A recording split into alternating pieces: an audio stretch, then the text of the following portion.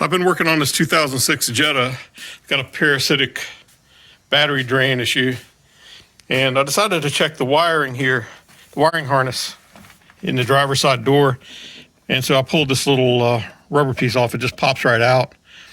It clips on the bottom right here, and then these pins at the top click in. So you get the bottom one in first, and then the other when you want to go put it back together. But I pulled it open, and I can see there's a broken wire there, an orange black, and there's also some evidence of earlier repair.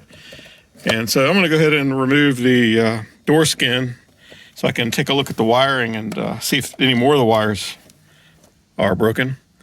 But oddly, I hadn't noticed any loss of any functions in my door. The door locks, the windows, the mirror, all the features worked. And I wasn't aware of any issue except that my battery was draining. And I wasn't immediately aware of that until I would just notice it. So I'm going to go ahead and pull the door skin off. It just requires removing these Torx, and then you can get to it from the outside. That's a really nice feature of the Jetta, to be able to remove the door skin. The only car I've ever had that is like that. So I'm going to get started on that right now. So I'm working underneath my 52 Dodge. Luckily, the Jetta fits under there okay. I've got it moved in here because it's going to rain, and didn't want to bother taking the other one off the lift. So I'm going to go ahead and remove the door skin. It takes a Torx T30. I'm not sure how many fasteners there are, but I'll let you know when I get them out. They're just all along the sides here.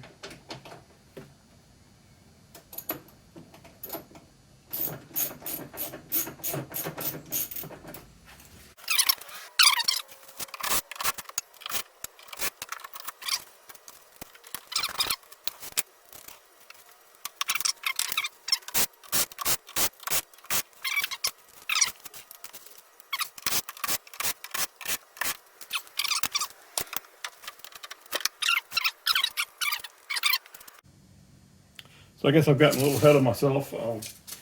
I've got this Torx removed, but I need to also remove this door handle first and this lock cylinder. So they say to take a Torx T20, insert it in there.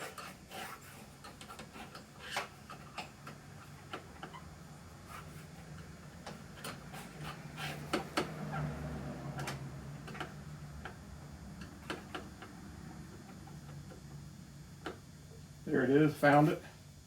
12 turns. They say before you do it, you pull the handle out all the way and then give it 12 turns. 2, 3, but do not remove the screw. 4, 5, 6,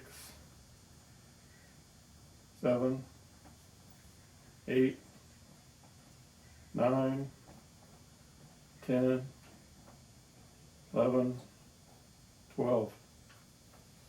And then supposedly this cylinder can come out, which it is. It's loose. I'm pulling it. Came right out there.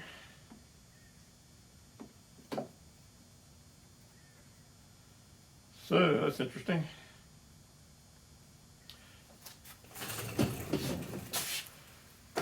And now let's see. I think you can slide this forward and pull it out. So I think I have to remove this little cable here first.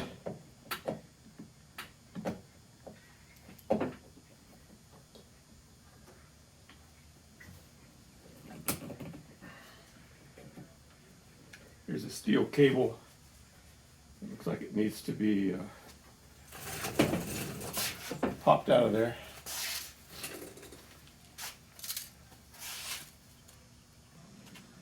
So I've removed the lock cylinder here, and now there's a cable clip that I need to pry out right here.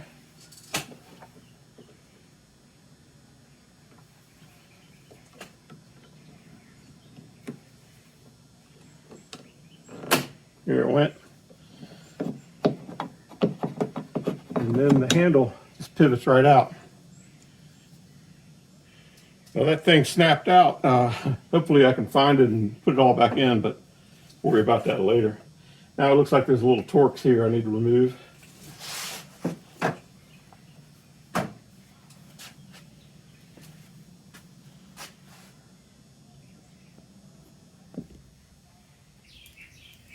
So there's one Torx I need to remove left, I think. T20 right here. It was concealed by the door handle.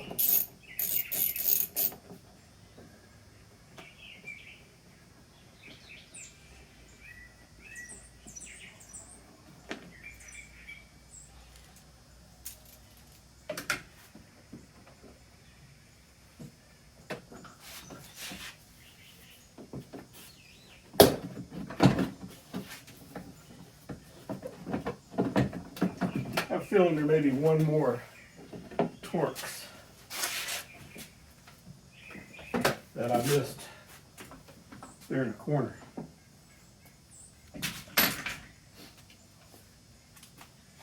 Sure enough, there's one behind the rubber piece there.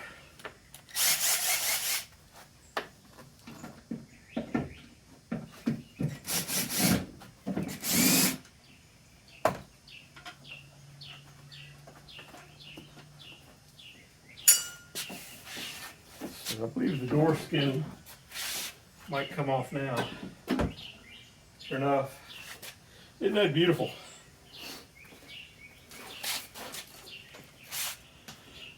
It's really a nice way to be able to work on the car. So on the inside of the door skin here,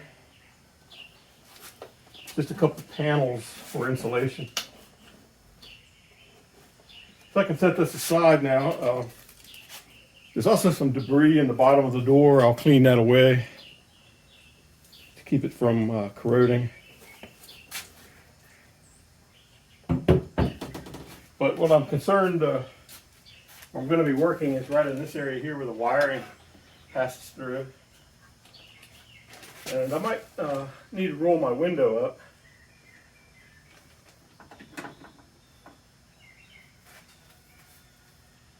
And also there's the little steel, the little cable that snapped out of the way. It's right there. This is pretty neat. It looks like it's held in by a little rubber band there, just to hold it in position, I guess. So right in here is where I'm going to be working on the wiring, trying to figure out what's going on with my broken wire. Right in there is where I'm going to be focusing. Right in this area here is where the broken wire passed through. Now you can buy a wiring harness, I'm told, to replace it, but and I might do that, but for now I'm just going to see if I can repair it again. So I was able to pull the broken wire out back here. I can just strip that back and add some highly flexible wire and fish it through and repair it in there.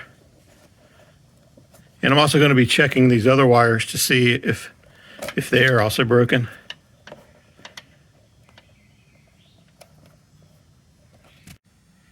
So I was able to remove this connector. It has a locking latch here that locks when you, up to top, and is able to remove it from the receptacle there in the door jamb. So, and swing it out. So I've got some room to work with it now. And it actually locks in that position like that. And here's the broken wire. It's looks like it might be orange green. And so I'm going to look that up and see what that wire does. And also I'm just going to strip this back and add another wire to it and connect it on the other side, and hopefully that'll fix my issue. So since this area is the most crowded or most difficult to work on, I'm going to attach this wire first and then fish it in through the door the other way. And so I'll get started now. I'm not going to solder it. I'm going to use a crimp ferrule, because when you solder a wire that moves a lot, it can just lead to breaking it again. So I've got it stripped back there. And I'm going to take a long length of wire here. It's flexible. This is 24 gauge. I'm not sure what gauge that is, but it's probably about 24 gauge.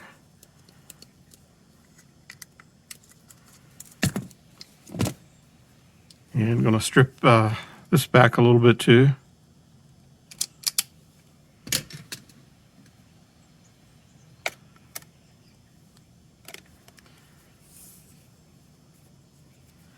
.24 gauge wire. I'm going to strip this in back here and twist it together so I can get the ferrule through there. Now, my ferrule crimper here kind of captures the ferrule, so I have to go ahead and stick the wire through it. And then on the other end, I'm going to have to make a different style of a connection. So I've got some ferrules here, crimp ferrules.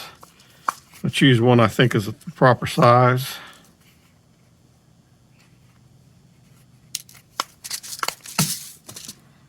And I'll put it over the wire here.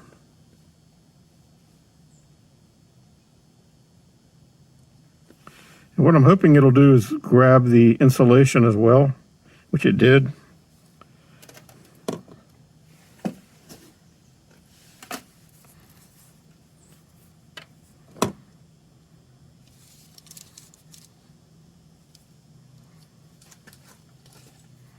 It's a little difficult working in this tight space, but we'll get it.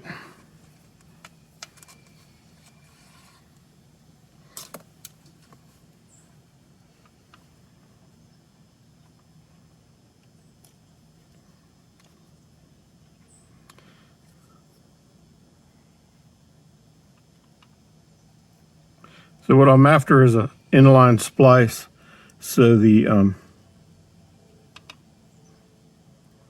connection won't be very large. So I've got the two put together.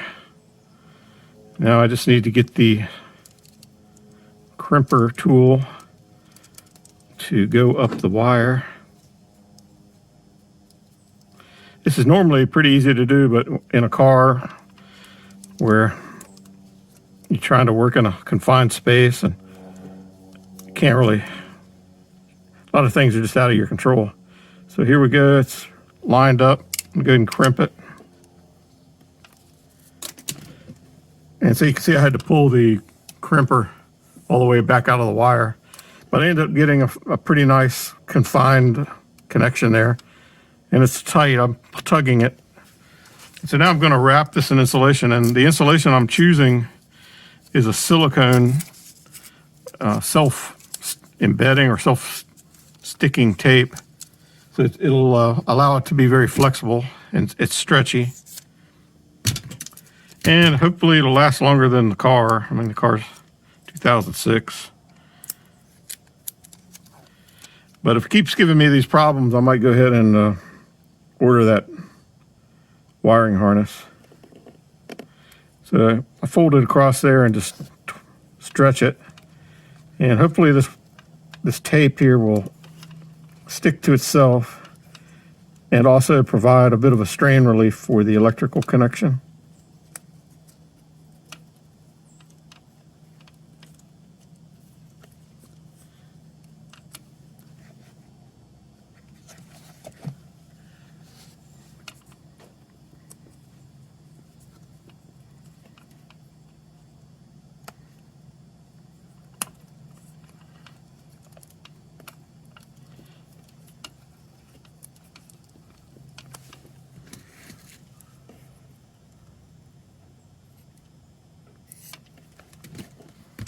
There we go. This connection's repaired, and it's silicone tape. It'll allow it to flex. So now I have to go in and fish a tool or something in here and capture this wire and pull it through and make the connection on the other side. And I think before I button up the door, I'm going to go ahead and check for the parasitic drain before I do all that. But now I'm going to work to the outside now. So now I've got a stiff wire. I'm going to try and push it through this rubber boot here.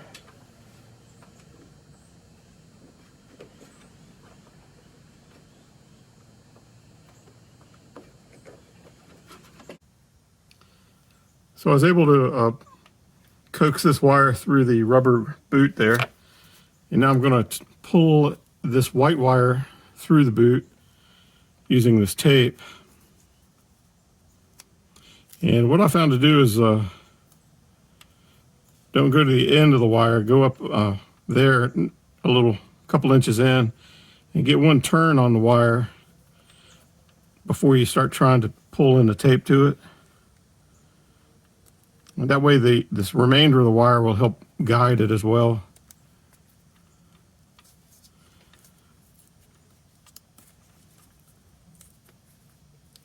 And just slowly twist the wire back.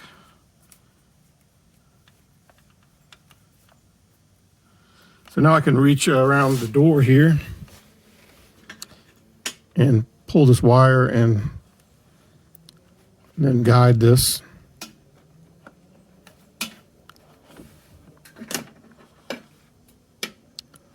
So there, now I have the wire all the way through. And so what I'm going to do is go ahead and button this up and work on the other side of the wire. So I want to stick this up in there and give it some room. I'm going to have some wire just in the rubber boot there, some slack.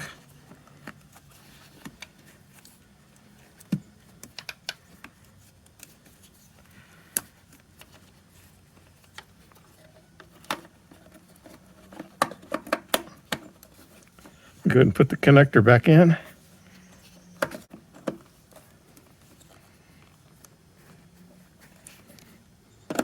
Here we go. So it's clicked in. I've got a little extra wire to play with there. And so what I do is put the boot goes in at the bottom first.